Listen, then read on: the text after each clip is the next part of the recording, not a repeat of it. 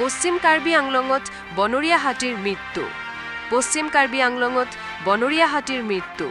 নিশা উৱাচিলং ডিমাচা বস্তিত এজনী প্ৰকাণ্ড হাতীৰ মৃত্যু হয়। বৰ্তমানো হাতীটোৰ মৃত্যুৰ কাৰণ জানিব পৰা নাই।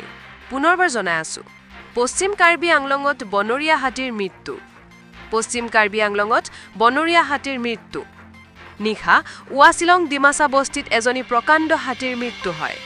বৰ্তমানো হাতীটোৰ মৃত্যুৰ কাৰণ জানিব পৰা নাই।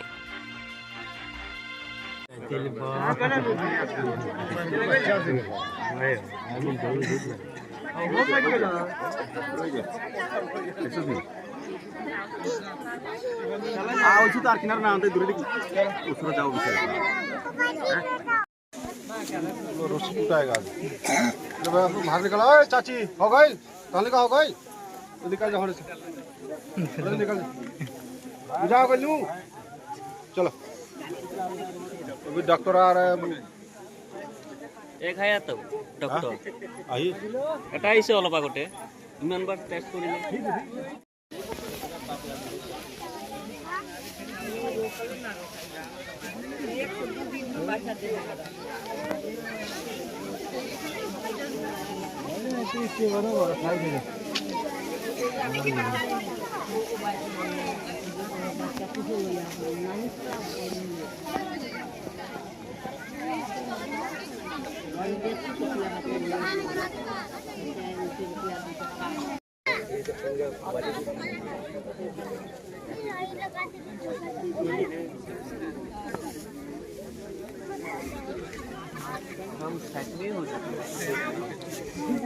रात को देखो आज रात में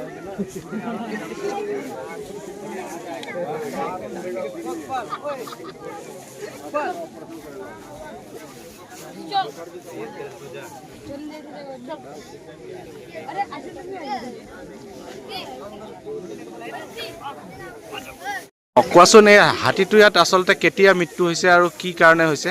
এই হাতী মৰাটো মানে আজি ৰাতিপুৱাই হয়, লগভগ 2টা বাজিত তেনেকুৱা হৈছে। আৰু এইটো এই হাতী মৰাটো কেনেকৈ হৈ মৰিছে আমি সেইটো গম নাপাওঁ। এতিয়া ৰাইজে ৰাতিপুৱা আহি পেলাই চালোঁ কি হাতীটো ইয়াত মৰি থাকিল। এইটো হাতী অহাটো আজিৰ নহয়, বহুতবাৰ আমাৰ ইয়াত ডিষ্টাৰ্ব দিয়ে। কেনেকৈ হৈ হাতীটো মৰিছে আমি সেইটো গমেই নাপাওঁ যে কেনেকৈ হৈ পেলাই মৰিছে। এতিয়া ঠাইখিনিৰ নামটো কি? এইটো আমাৰ পশ্চিম কাৰ্বি আংলং হাৱাইপুৰ বজাৰৰ পিছতে কি কয় আমাৰ এইটো গাঁৱৰ নামটো হ'ল আপোনাৰ ৱাচিলিং ডিমাচা বস্তি। ৱাচিলিং ডিমাচা বস্তি হয়। ইয়াত আগতেও এনেকৈ হাতী মৰিছে নেকি? নাই, এইটো প্ৰথমবাৰ মৰিছে এইটো। আৰু আছে আমাৰ ৰেলৱে কিবা ট্ৰেকত এইফালে কিমান পাৰ হৈ পেলাই কিমানটো মৰিছে সেইটো ক'ব নাযাওঁ। আকৌ আমাৰ হাৱাইপুৰতো এই প্ৰথমবাৰ এইটো তেনেকুৱা হৈছে ঘটনাটো।